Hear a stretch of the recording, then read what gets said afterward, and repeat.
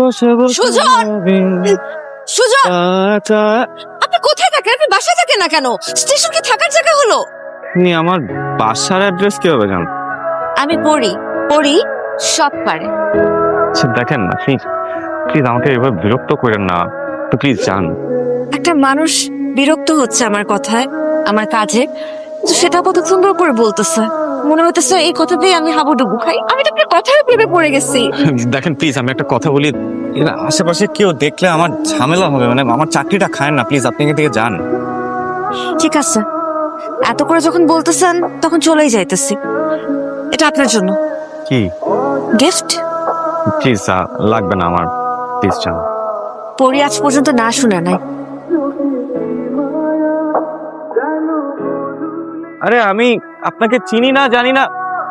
এগুলো কি? এখন কাউকে ভিতরে ঢুকতে দিবি না। আচ্ছা আপনি কি পাগল হয়ে গেছেন? আপনি কি এগুলো কি নিয়ে আসছেন? কেন? আমাদের ফ্যামিলিতে রেওয়াজ আছে, কাউকে কিছু দিলে কম দিতে হয় না। তাই আপনার জন্য সামান্য কিছু উপহার নিয়ে আসছি। কি বলতেছেন? বুঝে বলতেছেন এগুলো সামান্য কিছু? প্রেমিক বা প্রেমিকারা একটু পাগলই হয়, যারা প্রেমে পড়ে তারা বুঝে। আপনি দেখেন না, সম্রাট শাহজাহান মমতাজের জন্য তাজমহল বানাইছে। এটা পাগলামি না? আমি না হয় আপনার জন্য একটু পাগলামি করলাম। দেখেন পৃথিবীতে ভালোবাসা বলতে কিচ্ছু নাই। সবাই প্রথমে ভালোবাসা দিতেই আসে, তারা এমন ভালোবাসা দেয় আর তার জীবন ঋণী হয়ে থাকতে হয়। রিং সারা জীবন কান্না করেও শোধ করা যায়। আমার লাগবে না তার কিছু, প্লিজ আপনি এখান থেকে যান প্লিজ। আমি তো আর সবার মতন না, আপনি আমাকে একটু বোঝাতে। আপনাকে আবার বোঝা হয়ে গেছে। পুরুষ মানুষের জীবনে মেয়েরা আসে প্রতারণা করার জন্য, জীবন তছনছ করার জন্য। আমার জীবনটা নষ্ট করার আগে আপনি প্লিজ এখান থেকে যান, প্লিজ যান, এগুলো সবকিছু নিয়ে যান প্লিজ।